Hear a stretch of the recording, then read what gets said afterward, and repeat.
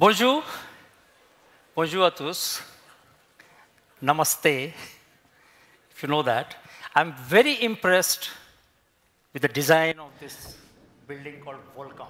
Je suis très impressionné par ce théâtre du volcan. D'ailleurs, j'ai entendu parler de l'enthousiasme. Je viens de constater l'enthousiasme volcanique de notre ministre Fabius. Il est évident qu'il y a une énergie positive dans une économie positive et c'est très bien. Alors, je voudrais commencer ma présentation en revenant sur ce qu'a dit Mark Zuckerberg en août. Il a une page Facebook et il a écrit sur sa page Facebook que le 24 août,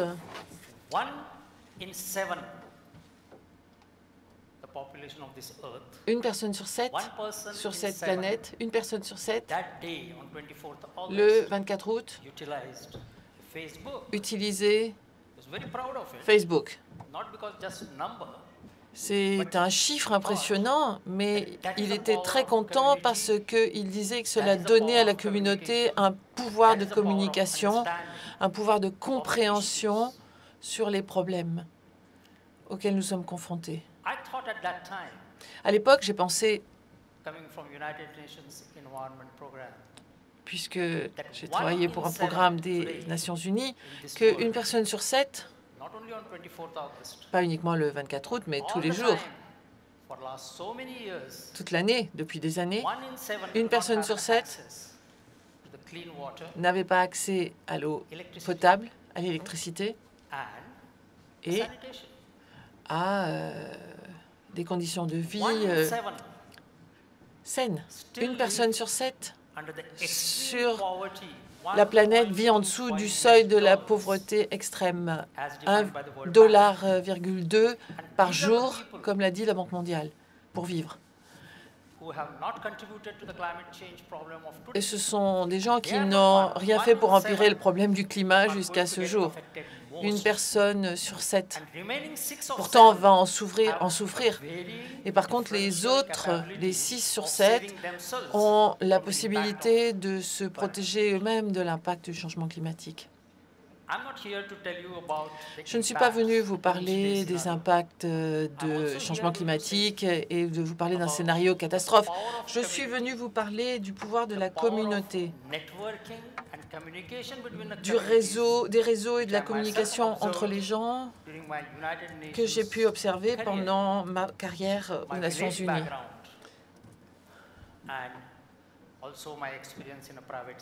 Pendant mes expériences passées, également dans le secteur privé. Alors, un message positif. Une personne sur sept, des gens comme les Malala, les populations de Malala, ou les Satyagrahis, les Satyarthas. 1 sur 7 sont des gens comme l'abbé Pierre. Ce sont des gens qui savent communiquer avec la population et savent l'inspirer. Et ce sont probablement eux qui vont faire le travail plutôt que vous et moi qui venons ici pour faire de beaux discours. Voilà, c'est de cela que je voudrais vous parler.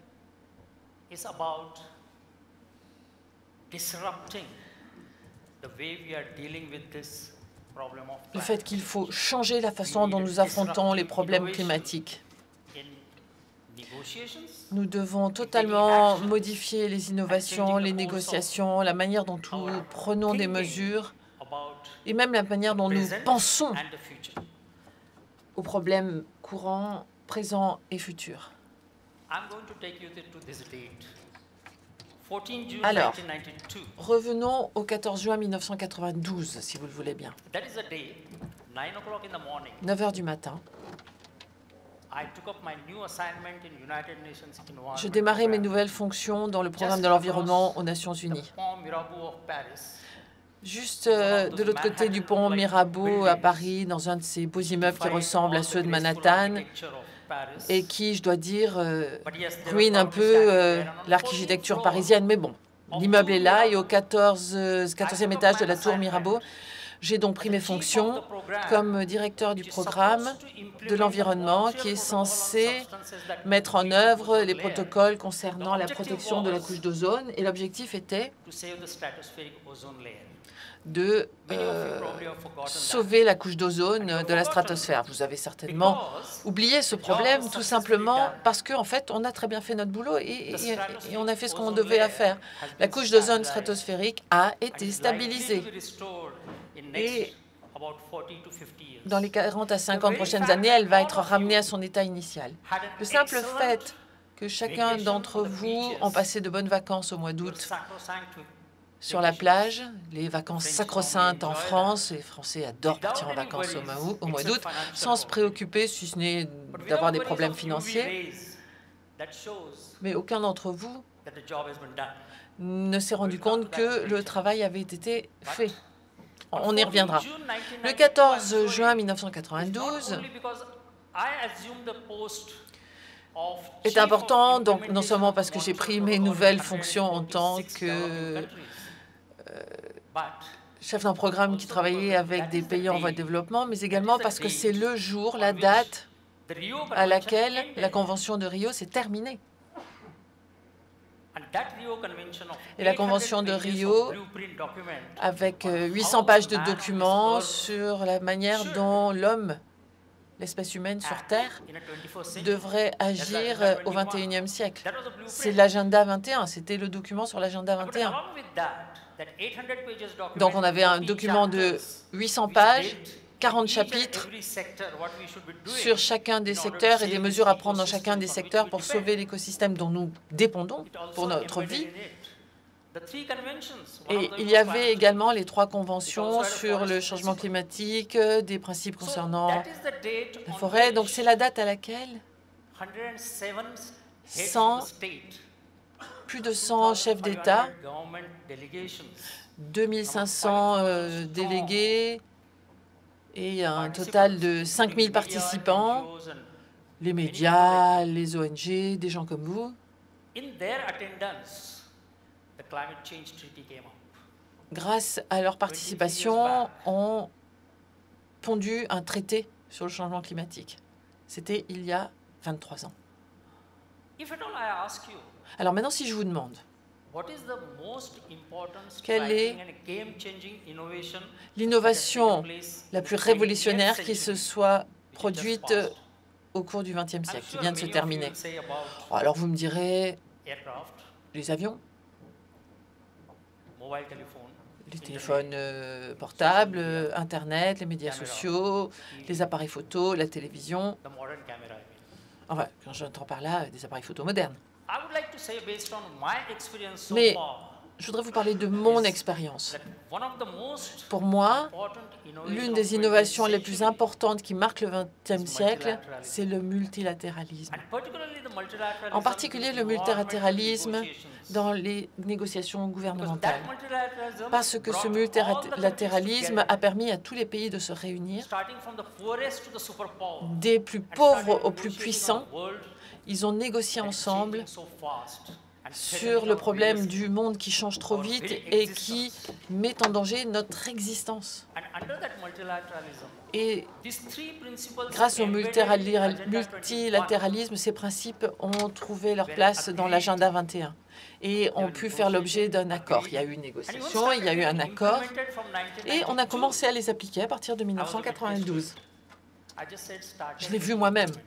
Enfin, on commençait à être appliqués. J'ai dit commencer. Enfin, ils l'ont été, disons, de manière sélective.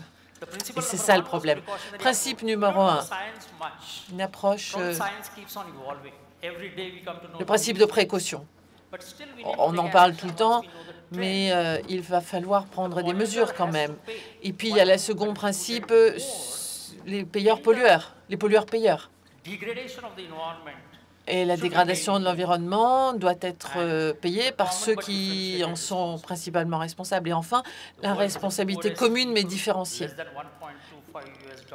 Il y a des gens qui vivent avec moins d'$1 par jour et des gens qui vivent dans les pays nordiques, en Europe occidentale ou en Amérique du Nord, qui sont au contraire beaucoup plus riches. Or, la responsabilité, elle est partagée pour sauver notre planète. Et voilà les principes qui sont appliqués, mentionnés fréquemment dans l'agenda 21 depuis le 14 août 1992, mais avec des degrés variables. Et c'est ça que je voudrais vous expliquer. Avant de vous dire de quoi nous avons besoin, quelle est l'innovation la plus importante et comment on va essayer de penser un petit peu en dehors du cadre. Parce que vous savez, penser un peu en dehors du cadre, ça n'a rien à voir avec le fait d'être visionnaire. Tout le monde est capable de le faire. Alors voilà des renégociations environnementales qui recommencent régulièrement depuis 1992. 200 accords globaux, mondiaux, régionaux, subrégionaux sur l'environnement sont basés sur ces principes, mais les appliquent à des degrés très variables. 10 ou 15 qui sont importants sur les 200. Et la plupart des accords sur l'environnement, il y a le protocole Rio, il y a le changement climatique, il y a des accords régionaux, subrégionaux concernant la pollution de l'air. Mais cette diplomatie environnementale a été l'une des plus grandes innovations qui se soient produites lors des négociations environnementales, qui continuent d'ailleurs régulièrement à être organisées. C'est l'une des choses les plus importantes qui me viennent à l'esprit concernant le XXe siècle. D'ailleurs, nous ne serions pas là sinon. Et concernant la concentration d'ozone, de gaz qui détruisent l'ozone, s'il n'y avait pas eu le protocole, eh bien, il y aurait moins d'ozone, il y aurait des millions de cancers de la peau et de cataractes. Et je ne vous parle même pas des problèmes de système immunitaire. Parce que grâce au protocole de Montréal, nous avons pu au moins en partie protéger la société, non seulement dans les pays développés, mais des pays sous-développés ou en voie de développement également. Vous savez, l'esprit humain est tel que les innovations, on peut les utiliser de différentes manières. Vous savez qu'on peut utiliser une innovation de façon créative, mais tout aussi bien de façon destructive. Et c'est exactement la même chose dans le cadre de la diplomatie. Alors, le protocole de Montréal, j'ai vu ça se produire au cours des 23 dernières années. Donc, c'est une expérience au premier degré. Et je vous prends de 146 représentants de pays avec, en plus des NGO et différents représentants d'associations. Je vous parle du financement dont nous a parlé tout à l'heure le ministre, qui sera l'un des problèmes particuliers dans les changements climatiques. Les CFC, les chlorofluorocarbones, disparus. On en parle maintenant dans les manuels d'histoire. Ils appartiennent à l'histoire. On ne les retrouverait plus nulle part sur la planète. Les manuels de chimie à l'école primaire et secondaire devront être modifiés parce qu'on devrait en extraire les CFC. Parce que les principes négociés ont été appliqués et appliqués correctement, mais même été appliqués en apportant un avantage supplémentaire, non seulement la protection de la couche d'ozone, mais également en réduisant la pollution de l'air. Et donc en réduisant les émissions de gaz qui sont responsables du changement climatique, dont je vous reparlerai plus tard. Même principe, utilisé de façon répétitive ailleurs. Mais vous savez, l'esprit humain est très intelligent, on le sait. Et parfois, il est capable de saucissonner les principes, de les tourner dans tous les sens, de les modifier, de les refaçonner en disant, bien sûr, on suit le principe, mais en même temps, le principe n'est plus du tout ce qu'il était à la base, c'est-à-dire qu'il n'est plus appliqué tout en prétendant qu'il l'est, parce qu'il y a des gens très intelligents qui participent aux négociations et qui savent ensuite comment contourner le problème.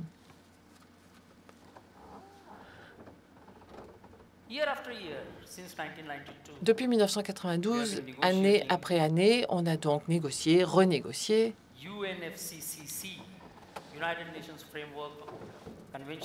la Convention cadre des Nations Unies sur le changement climatique, ensuite le protocole de Kyoto en 1997. J'y étais. J'ai vu comment les grandes puissances ont projeté leur image et ont pris l'engagement de réduire les émissions de gaz à effet de serre de 5%. Aujourd'hui, nous sommes réunis. Là aussi, on constate que non seulement on n'a pas réduit l'émission de 5%, mais on l'a augmenté de 40%. Et personne ne se sent coupable, sachant que la convention à laquelle j'ai participé en tant que coordinateur avait pourtant fait de grandes déclarations dans lesquelles chacun se reconnaîtra. On a même accordé un prix Nobel de la paix. Eh bien, tous ces principes ont été complètement ignorés. On n'a rien fait. On a augmenté nos émissions de 48% au lieu de les diminuer de 5%. C'est presque comme la tragédie grecque. Hein?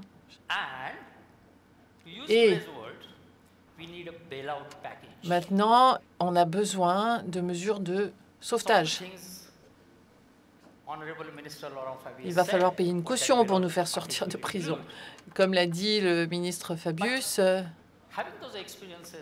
après toutes ces expériences, je crois qu'on comprend maintenant qu'il va falloir en faire beaucoup plus. Mais ce n'est pas si simple. C'est quelque chose qu'on fait déjà depuis des années. On fait les mêmes choses encore et encore. On fait une évaluation financière des pays en voie de développement. On s'occupe de nos propres secteurs industriels. Mais qu'en est-il de l'extraction des carburants fossiles et notre économie qui est basée, qui est carbonée? On en parle, mais on ne fait rien, on ne change rien. C'est ce que Albert Einstein a dit lorsqu'il a parlé de la folie. Il a dit que la folie, c'était faire les choses encore et encore tout en attendant un résultat différent, mais sans rien y changer. Eh bien, c'est précisément ça. On est complètement fou en matière de changement climatique. On négocie, on parle d'appliquer des principes qui ont été décidés en 1992, mais rien n'y change. Donc aujourd'hui, il faut faire quelque chose. On a parlé d'une innovation qui amènerait le changement dans les négociations, et cette innovation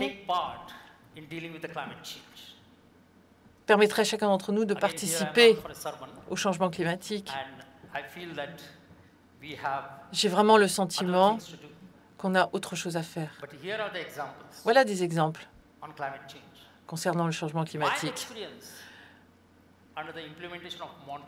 Concernant l'application du protocole de Montréal avec les gouvernements, j'ai eu une expérience. Le gouvernement de Montréal avait aidé. Nous voulons des exemples de l'utilisation, de la mise en œuvre de ces 3 principes qui ont été décidés lors des négociations sur l'environnement. Et la cible a été atteinte. Et ce que nous voyons justement, c'est que des communautés comme Facebook ont pris des mesures. Bon, évidemment, les sociétés ont aidé en finançant, le gouvernement a financé, les sociétés ont fait des innovations. Mais il y a des communautés de chercheurs, de professeurs, etc., qui travaillent. Il y a des bureaux et des responsables de l'ozone qui se sont réunis, qui ont travaillé sur le sujet, qui ont partagé des expériences d'experts, qui ont cherché des solutions. Et mon programme, le programme des Nations Unies, leur a même fourni des plateformes avec des réunions présentielles, des réunions par vidéoconférence, et chacun a relevé le défi. Alors, je vais vous faire voir ce que l'on peut faire justement au niveau des communautés locales, des villages, pour faire changer les choses. Ça, c'est un petit village, Wildpolsried en Allemagne, qui a installé des panneaux solaires sur toutes les toitures. 300% d'énergie est produite en plus de leurs besoins à eux pour le village. Qu'est-ce qu'ils font avec le surplus? Eh bien, ils le revendent. Évidemment, ça leur apporte de l'argent. Le maire est ravi. Toute la municipalité est ravie parce que ça leur rapporte de l'argent. Et après, avec cet argent, ils peuvent faire des choses pour leur village. améliorer les écoles, les services de santé, peut-être sortir de d'une crise financière au niveau communal. Mais ça, c'est ça que j'appelle l'esprit de communauté, l'esprit de groupe. On voit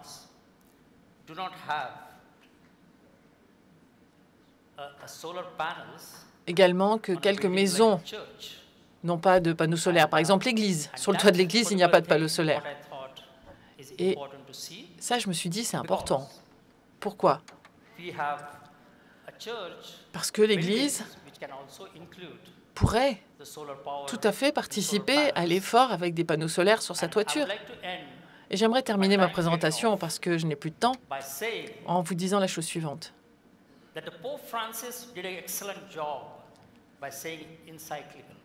Avec l'encyclique, le pape François a presque atteint le but, mais malheureusement, il a dit que les leaders du monde devraient venir au confessionnal pour dire qu'ils n'ont pas maintenu leurs engagements, et il ne l'a pas dit, il aurait dû le dire, et il aurait dû dire également que toutes les églises, où qu'elles soient, devraient équiper leur toiture de panneaux solaires pour produire plus d'énergie. Il aurait dû le dire. Merci beaucoup. Merci.